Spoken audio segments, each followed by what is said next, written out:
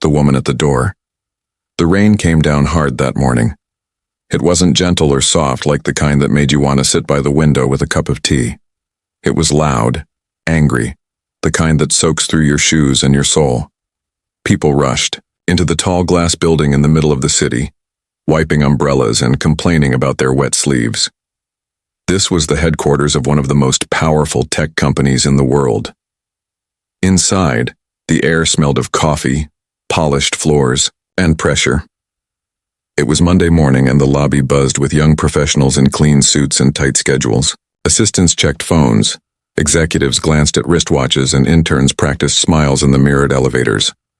No one noticed the woman standing just outside the sliding doors. No one, except the security guard, who frowned as he saw her standing in the rain. She was old, or at least older than anyone else around. Her hair was streaked with silver, tied back in a simple bun. She wore a faded green sari with frayed edges. Her sandals were worn, and her thin fingers clutched a small paper bag like it carried something important. Rain soaked her shoulders, but she didn't flinch. She stood still, her eyes fixed on the doors like she was waiting for something. Or someone. The security guard stepped out with a practiced smile, the kind that wasn't really friendly. "Ma'am," he said, careful but firm, "you can't stand here. This is a corporate property. Visitors must check in. Do you have an appointment?" The woman looked at him, her eyes calm but unreadable. She didn't speak. Instead, she pointed toward the inside of the building at the reception desk. The guard followed her finger, confused. He hesitated, then sighed, already tired from the rain. "Look, this isn't the place to wait. Maybe you're at the wrong building." Someone behind him snorted with laughter. It was a group of young interns huddled by the lobby's espresso bar watching through the glass. One of them whispered something, and they all laughed again. Their suits were dry, their shoes shiny, their voices loud and full of judgment. "Maybe she thinks this is a temple," one of them joked. "Or a lost and found for stray grannies," another added, too loud. The woman didn't seem to hear them. Or maybe she did, but she didn't react. She simply waited, still holding the damp paper bag. The receptionist looked up and made a face, annoyed. She turned to the security guard and motioned for him to make the woman leave. There was no space in this glass kingdom for someone in torn sandals. But then, just as the guard was about to raise his voice, the elevator pinged. Everyone turned. The doors opened with a soft sound, and out stepped a man in a simple gray blazer. No tie, no assistant, no loud voice. Sundar Pichai. The interns froze mid-laugh. The receptionist dropped her pen. The security guard blinked. Sundar walked slowly across the lobby, his steps quiet, but full of purpose. He looked straight at the old woman standing in the rain. And then, to the shock of everyone in the room, he smiled. Not a small, polite smile, but a deep, warm one. He walked up to her like he'd known her for years, and then he bent slightly, the CEO of one of the most powerful companies in the world, and touched her feet. The silence that followed was thick and total. Sundar looked up, his voice gentle. "Amma," he said, "you came." The woman finally smiled. It was small, like a crack in stone. She held out the paper bag. He took it from her hands with care, like it was treasure. And then, without another word, he turned to the shocked crowd. "This is my mother," he said. "She wanted to see where I work." No one moved, no one spoke. He looked at the receptionist, then at the group of interns. His voice was still soft, but there was weight in every word. "She didn't wear a suit when she raised me. She didn't have a phone or a car or a job title, but she gave me everything I have." His words hung in the air like electricity. The young woman behind the desk looked away, shame crawling up her face.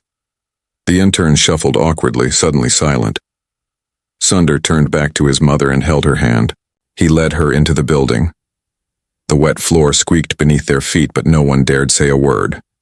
They watched the two walk slowly past them, the most powerful man in the room holding hands with the woman they had just laughed at. But that was only the beginning, because what no one knew yet, not the guard, not the receptionist, not the interns, was that the story of how she got there was even more incredible than they could imagine.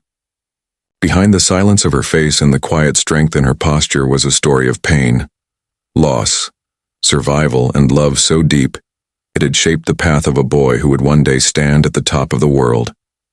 What they saw in that moment was only the ending of a journey. But to understand it, to truly feel it, you had to go back to the dust roads of a small village, back to the nights she went hungry so her children didn't have to, back to the time when the world gave her nothing but she still gave her son the sky, because that's where it all began. And that's what comes next. The boy who asked too many questions before the tall glass buildings, before the world knew his, named Sundar Pichai, was just a boy living in a small apartment in Chennai. Not the shiny kind of apartment with lights that worked all the time or a fridge full of food. No, this place was different. 3 rooms, no separate bedroom, no television, and for the first 11 years of his life, no telephone. When the lights went out, which they often did, they used candles. When it rained too hard, they put buckets under the roof to catch the dripping water. It wasn't much, but it was home. His mother, Lakshmi, woke before the sun every day. She didn't have a job title. No one called her ma'am. But she worked harder than anyone Sundar would ever meet. She cooked on a small kerosene stove that made the whole room smell like smoke. She washed clothes by hand and hung them on a rope that cut across their tiny balcony. And when Sundar sat with his books, her eyes always watched him, quiet and proud. His father, Raghunatha, was an electrical engineer. He worked long hours and brought home only enough money to keep them going. Not a rupee more. He didn't talk much. But when he did, Sundar listened. He listened because his father didn't just speak. He explained. He would say things like, "Electricity is not magic. It's just work made invisible," and Sundar's eyes would light up. But the truth was, Sundar didn't need magic. He had questions. So many questions. Why did the ceiling fan turn slowly even when the switch was on? How could voices travel through wires in the wall? Why did the neighbor's television have better sound than theirs? And why, always why, did everything have to cost so much? He didn't know it yet, but his mind worked differently. He didn't just want answers. He wanted to take the world apart and see what made it run. And slowly, the world started to notice. At school, Sundar wasn't the loudest boy. He didn't play sports like the other kids. He didn't make jokes or try to be popular. But when it came to numbers, to logic, to anything with a pattern, he came alive.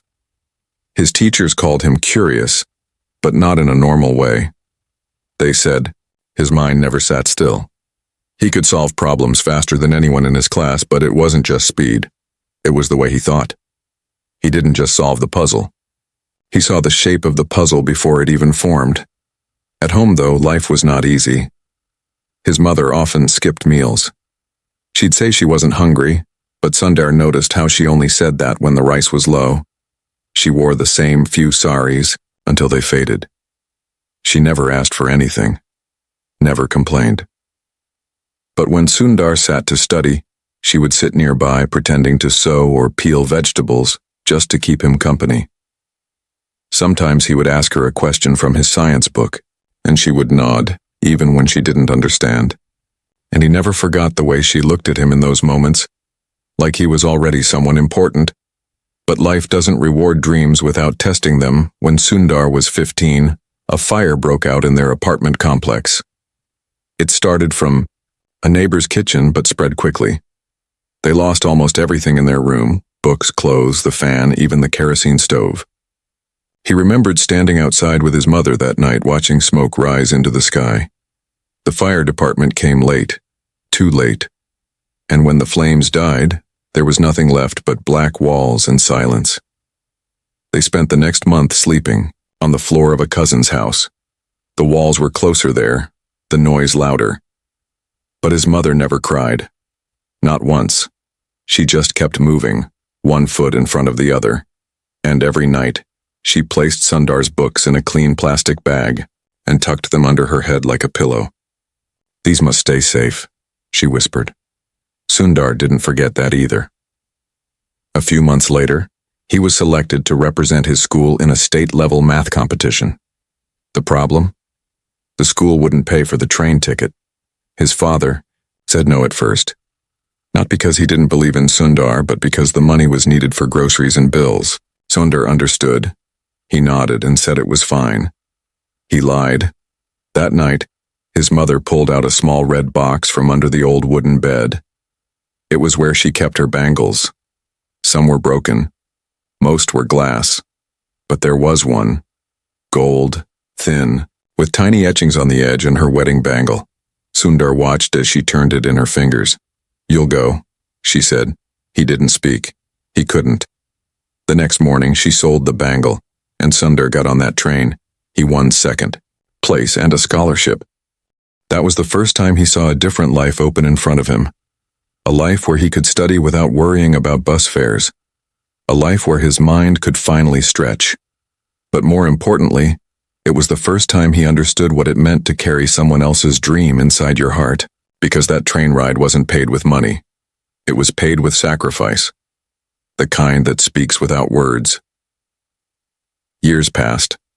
Sundar made it to the Indian Institute of Technology. One of the best. The campus had real computers, working labs, professors who had written books. He wore borrowed shirts and ate in the mess hall, but he soaked up everything. Every lecture, every challenge, every test. He stayed up nights solving equations while the rest of the hostel slept, and every Sunday he found a payphone and called home. "Amma," he would say, holding the receiver close, and her voice would come through, always warm, always steady. "Did you eat?" she would ask. "Are you sleeping enough?" Never once did she ask about his grades. Never once did she ask when he'd start earning. She didn't care about numbers on paper. She only cared about him. He didn't tell her how hard it was, how some of the other boys made fun of his accent, how he had to wear the same pair of sandals until they split, how some nights he cried into his pillow quietly, ashamed of how much he missed home. No, he didn't tell her that, because he didn't want her to worry. But inside he held on to one thought, that he would make it. Not for pride, not for applause, but for her. Because she had given him everything, even when she had nothing. And still, the world had more to throw at them. During his final year at IIT, Sundar was offered a chance to study abroad. A master's program. In America. It was a dream, yes, but also a wall. Because dreams, like visas, come with costs. The flight ticket alone was more than his father earned in 3 months. And Sundar knew better than to ask, but this time his father surprised him. "We'll find a way," he said quietly. Sundar stared at him. His father didn't look up from his tea. "You get the admission, we'll handle the rest." They sold their scooter, borrowed from friends. And when Sundar finally boarded that flight to California, he carried one small bag and one large weight, the promise that he wouldn't waste this chance. He didn't wave at the airport. He couldn't see through the tears in his eyes, but his mother stood there, hand raised, sari fluttering in the wind. She didn't cry either. She just smiled, strong and proud, as if she already knew that this was the start of something the world would never forget. And she was right. But back in that glass building years later, no one knew this story. Not the interns, not the receptionist, not the guard. They saw only an old woman in wet clothes, until Sundar walked in behind her, and now the world was about to learn who she really was. The walls that almost stopped him, the air in California felt different. It was dry, clean, and filled with a strange silence that Sundar had never known. The sky stretched wide above him without wires cutting across it, or the honk of scooters in the background. He stepped off the plane, his feet stiff from the long flight, his mind racing with both fear and excitement.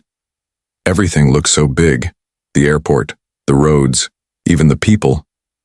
But he didn't stare. He had already learned to observe without drawing attention. He carried a single bag with worn handles, some clothes folded neatly inside, and a small envelope with $300. It was all his parents could give him.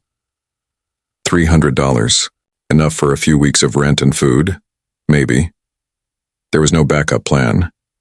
If he failed, there was no one coming to rescue him. He was alone, and yet not alone. His mother's voice stayed with him like a song he could still hear in quiet moments. His first apartment was a shared one, 4 students in a small space meant for 2. The mattress he slept on was stained and smelled like old curry and damp clothes. The window wouldn't shut properly, so cold air crept in at night. Still, Sundar didn't complain. He had a room, he had books, and he had a chance. But America didn't welcome him with open arms. Not at first. He struggled to understand the way people spoke, fast, clipped, full of slang. He knew English, but this wasn't the English he had learned in school. Here, people laughed at jokes he didn't get. They called him quiet, polite. Some said weird. Others just ignored him. In class, Sundar listened more than he spoke. The professors were brilliant, but they didn't know what it had cost him to be there. They didn't see the boy who sold his mother's bangle or the fire that had taken their home. They only saw another foreign student with a quiet voice and excellent scores. Sometimes that was enough. Sometimes it wasn't. One day, after a long lecture on computer architecture, he stayed back to ask a question. The professor glanced at him, sighed, and said, "Are you sure you're in the right program?" The words hit Sundar like cold water. He wanted to answer, wanted to explain the diagrams running in his head, the ideas already forming. But instead, he just nodded and walked out. That night, he sat at his desk, staring at his notes, his fingers still. Part of him wanted to give up. Go home. Tell his parents he'd tried. He could find a small job, maybe teach, maybe do something simpler, something safer. But then he remembered his mother's voice, the way she had said, "You'll go," and sold her bangle without a second thought. He couldn't stop. Not now. Instead of giving up, he studied harder. When others slept, he read. When they partied, he solved problems. And slowly the same professors who had doubted him began to notice. His code was cleaner, his logic sharper, his thinking deeper. He didn't talk much, but when he did, people listened. They began to ask him for help, not just students but teaching assistants and even professors. The quiet boy with the strange accent was becoming someone they looked to. But just as things were beginning to change, life threw him another wall. One day, while walking to class, he checked his campus mailbox and found a letter. The return address was from home. He smiled, already picturing his mother's handwriting. But as he opened it, a newspaper clipping fell out, and with it a short letter in his father's neat, careful script. The note was simple. Amma fell. She was trying to reach the shelf. Doctor says she will be okay, but she is weak. The clipping was about a local hospital, underfunded and understaffed. Sundar read the words 3 times. Then he sat still for a long time, the paper trembling slightly in his hand. It wasn't just worry that filled him, it was guilt. He was here in a world full of clean hospitals, shiny buildings, and warm beds, while his mother was hurting in a small home where shelves were too high and medicine too expensive. He wanted to book a flight home that same night, but he had exams, a deadline, a limited visa. He called home from a payphone near the Student Union building. It was late. The sky above him was starless. "Amma," he said.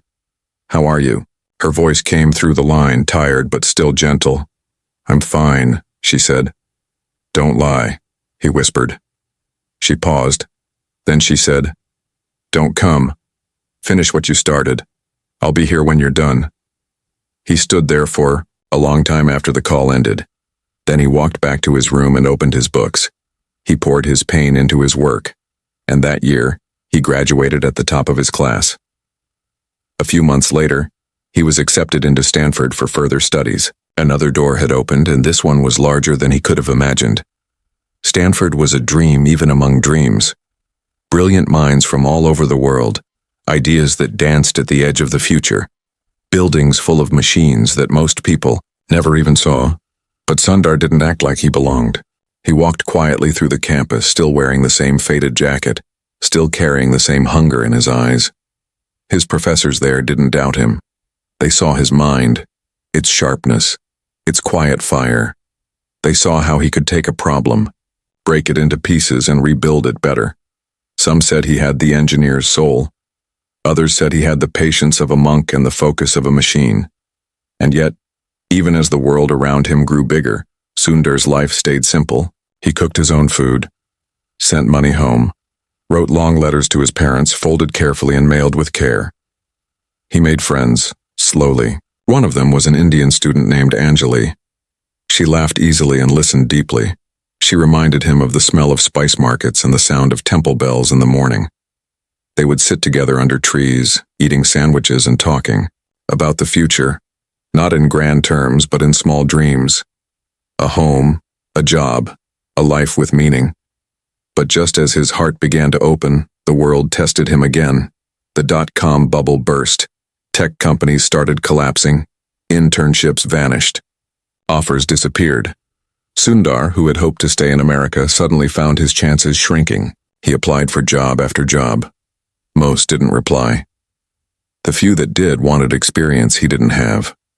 His visa clock was ticking, and there was one moment, one night, when he stood alone in the campus library and felt the weight of every sacrifice on his shoulders. He looked out the tall windows, the trees swaying under moonlight, and whispered to himself, "What if it's not enough?"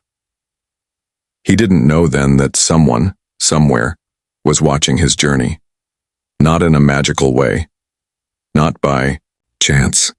But because when you build something strong enough, when your work is honest, your heart clear, and your path built with humility, the world starts to notice. And soon, Sundar would walk into an interview room at a small but growing company, a company called Google. But before that day came, before the world would know his name, he would make one more choice that would change everything. A choice not for success, but for love. The choice that could have ended it all.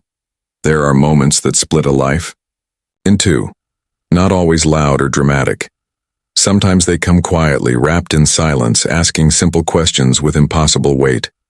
For Sundar Pichai, that moment came one late evening, just as winter was fading and spring had not yet fully arrived. He had received an email. Not just any email. It was an offer. Not a big company. Not the kind of name that made headlines. But a good job. A real job. The kind of job that could renew his visa, pay the bills, send money home. It was a job in New York. Far from the campus, trees of Stanford, far from the fog-covered mornings he had come to love. He sat staring at the screen, his finger resting on the mouse, ready to click accept. And then the phone rang. It was Anjali. Her voice was soft, careful, as if she had already sensed something was wrong. "Did you get any news?" she asked. Sundar didn't answer right away. He looked around the room. The small desk, the books piled neatly, the cracked ceramic cup where he kept loose change.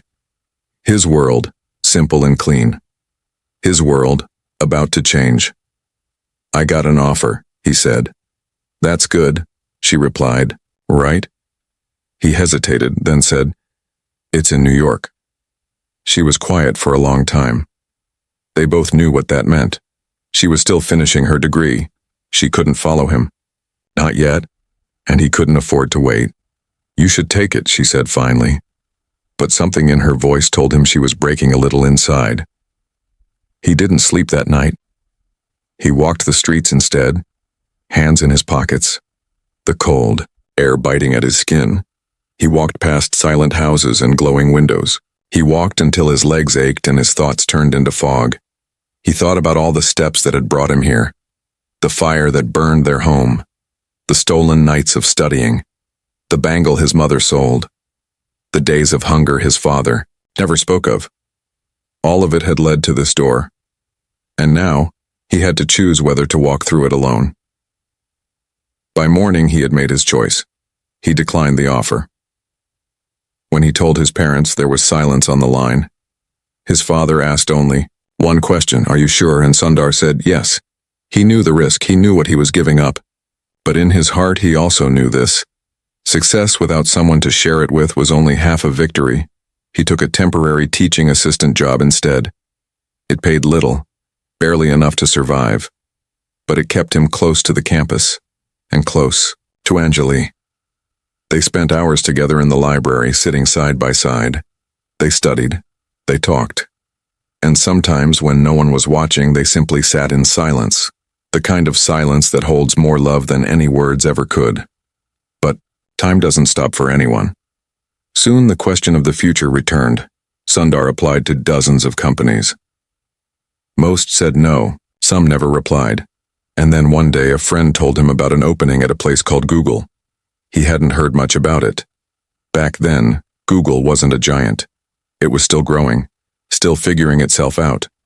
But something about it caught his interest. The way they talked about ideas, the way they valued thinking, the way they weren't afraid of people who asked too many questions.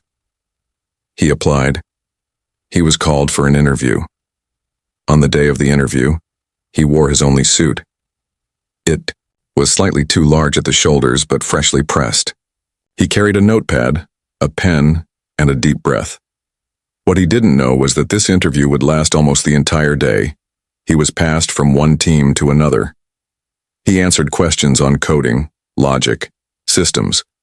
He explained how he would solve problems. Sometimes he sketched ideas on whiteboards. Sometimes he simply listened and responded with clarity so calm it surprised the interviewers. But there was one question that stayed with him. Someone asked, "How do you stay so calm under pressure?" And Sundar had smiled, because he remembered his mother standing in the rain outside the school gate, waiting with his lunch even when her slippers were torn. He remembered his father, fixing broken wires in the dark without ever complaining. He remembered how calm wasn't a strategy, it was survival. "I don't panic," he said, "because I've seen worse." And that was the answer. A week later, he got the call. He had the job. And this time, there was no decision to make. He accepted. On his first day at Google, he walked into the office with a backpack, a quiet smile, and the same humility he had carried all his life. No one knew who he was.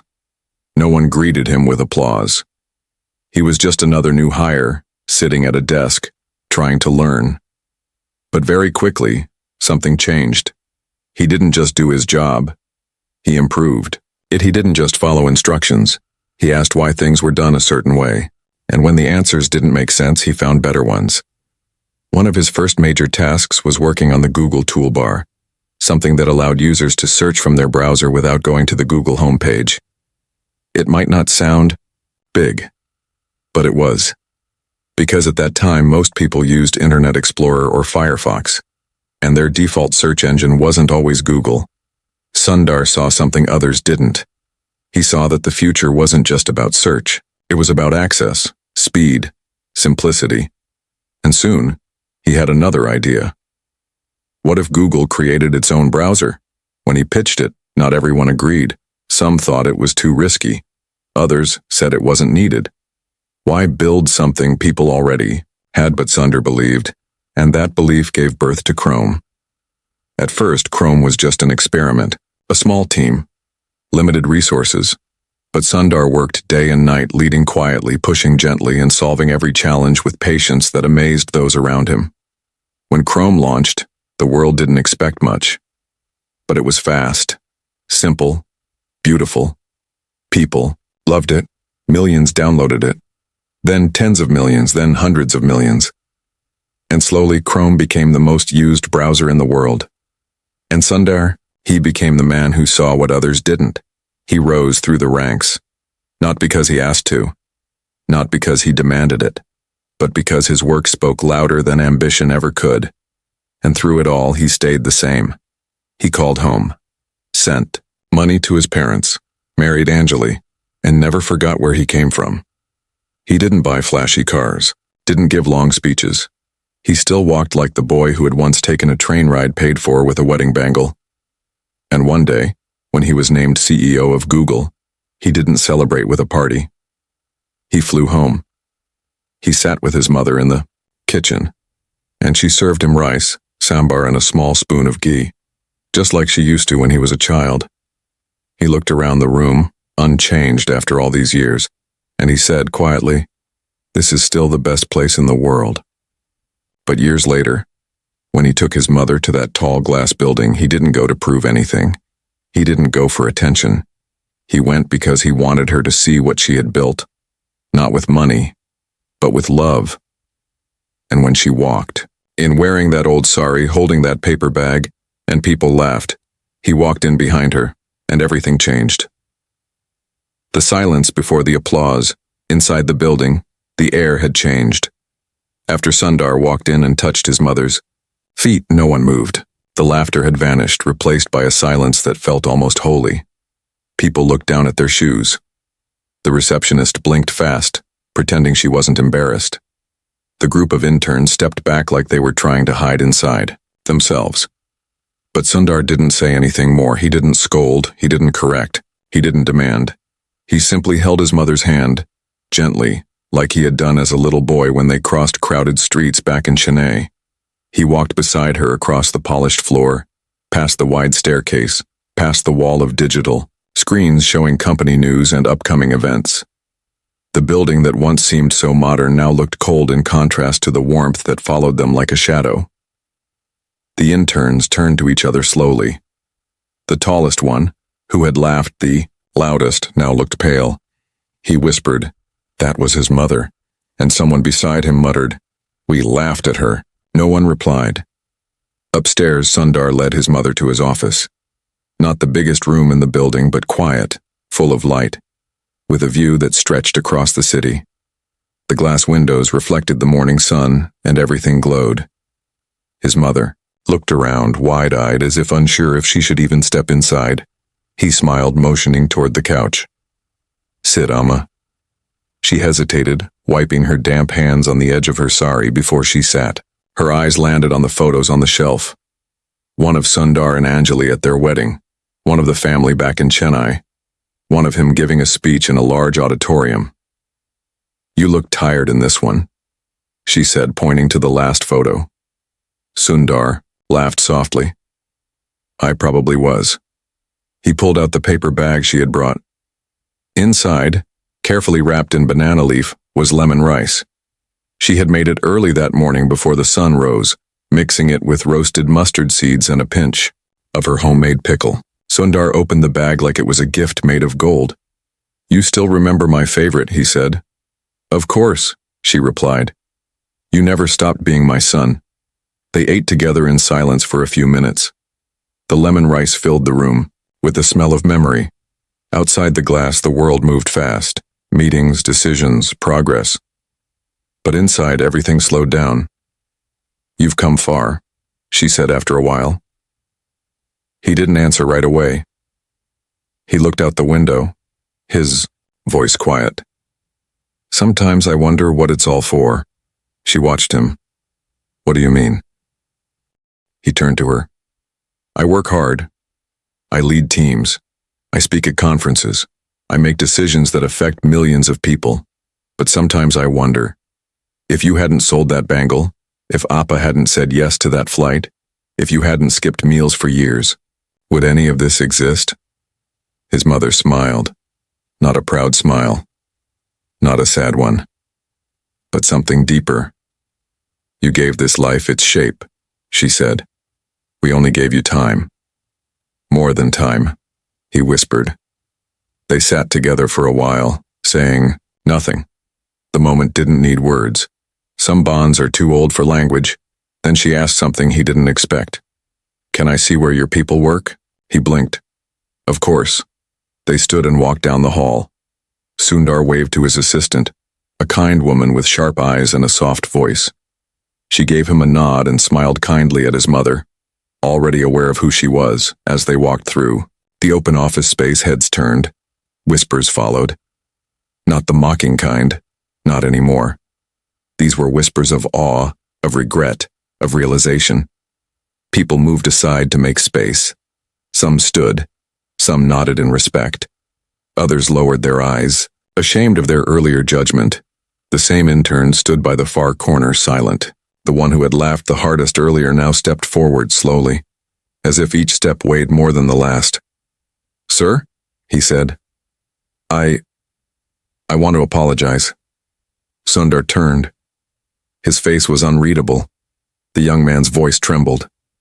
We didn't know, We judged her, we laughed, we were wrong. Sundar looked at him for a long moment, not with anger, not with pity, but with something softer, a kind of sorrow. He stepped forward, not raising his voice, but letting every word land like a stone in a still pond. Do you know why she wore that sari? He asked. The intern shook his head. Because it's the one she wore the day I left for America, the day she stood at the airport and smiled even though she was scared. It's the same sari she wore the day we lost our home. It's old, it's faded, but to her, it's holy. And you laughed at it. The intern opened his mouth to speak, but nothing came out. Sundar continued.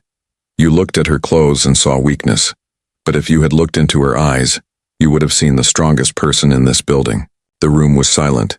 His mother placed a hand on Sundar's arm. Let it go, she said quietly. He nodded. You'll learn, he said to the intern, but only if you choose to.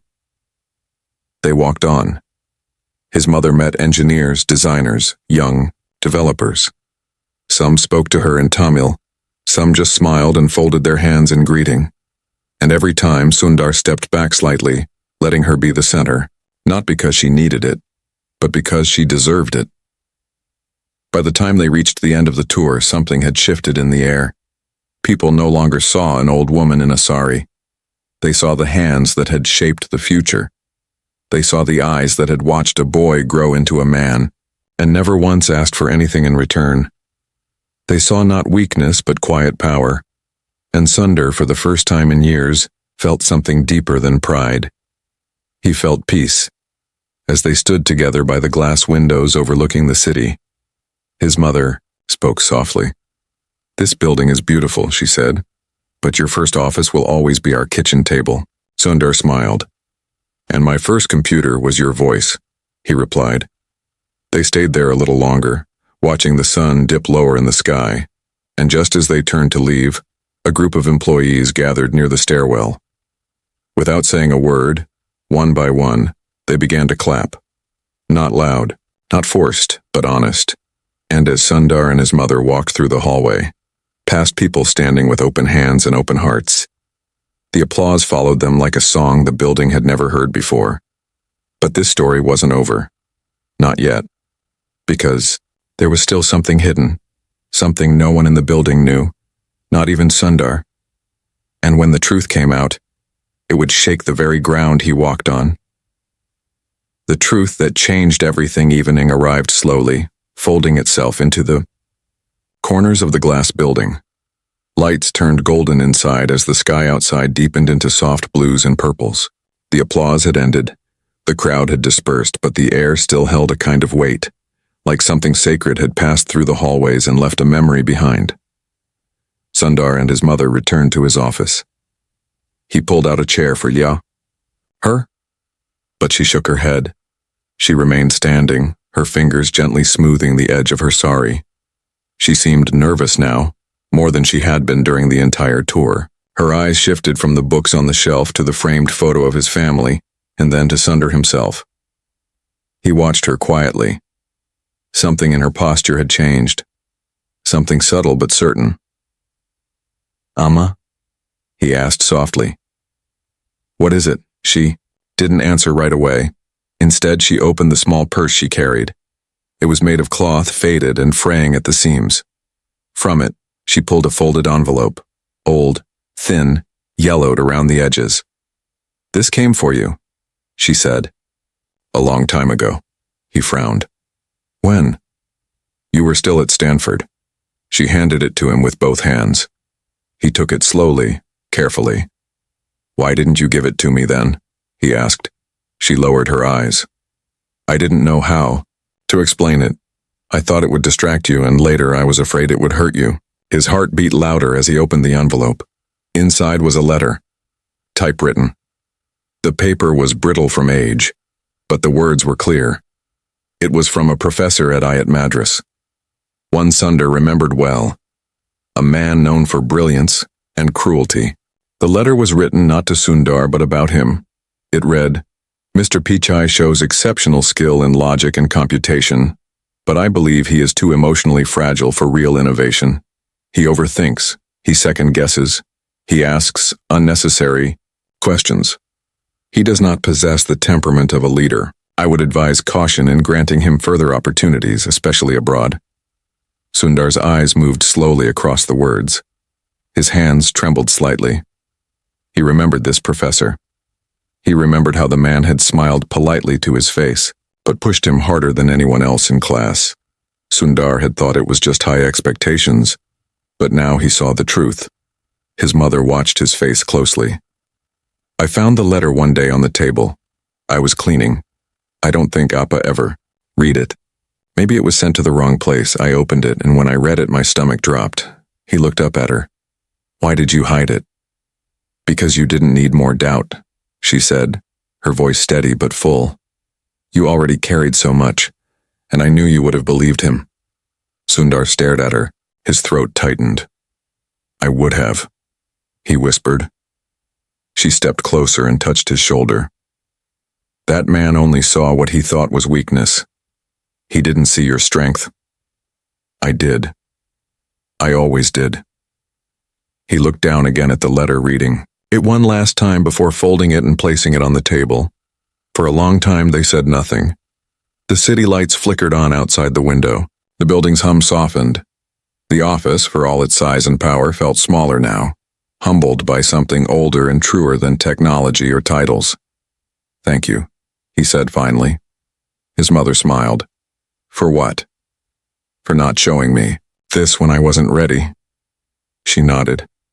And for believing in the version of me he couldn't see. She reached out, smoothing a crease on his shirt like she had done when he was small. Sometimes, she said, people think quietness is weakness, but silence is not empty. It's where strength hides. He didn't speak. He just held her hand, and in that small moment, everything he had ever worked for felt real. Not because of the position he held or the salary he earned, but because the one person who had seen his worth long before anyone else was still here, still watching him not with pride, but with love. They left the office together. They walked back through the halls, past rooms full of machines and ideas, past wide, screens flashing with progress, but none of it mattered, not more than her. At the lobby, the receptionist stood up when she saw them. She stepped forward unsure, then bowed her head deeply. I'm sorry, she said. His mother smiled at her. You were just doing your job. But the receptionist looked shaken. No, ma'am, I wasn't. I was doing what I thought was easy. Behind her, the security guard who had tried to move her away in the rain earlier that day also approached. His eyes were damp. I didn't recognize you, he said to Sundar. You didn't need to, Sundar replied. You only needed to respect her. And he wasn't angry. He didn't raise his voice because that was never his way. He just looked around and said quietly, we must never forget that success isn't found in how people look, or how they dress, or what title they carry. Real success is built on kindness, on sacrifice, on humility. And then he led his mother outside. The rain had stopped. The clouds had parted. The city lights shimmered on the wet roads like stars scattered across the ground. They stood at the curb as the car pulled up. But before getting in, his mother turned around one last time.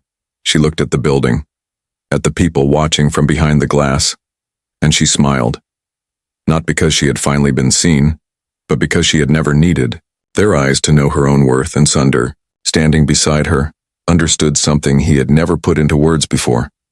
That every code he ever wrote, every idea he ever built, every wall he had ever broken, had all started from a woman who never raised her voice, never wore expensive clothes, and never stopped believing in him. And the next time someone laughed at someone like her, they would remember this day.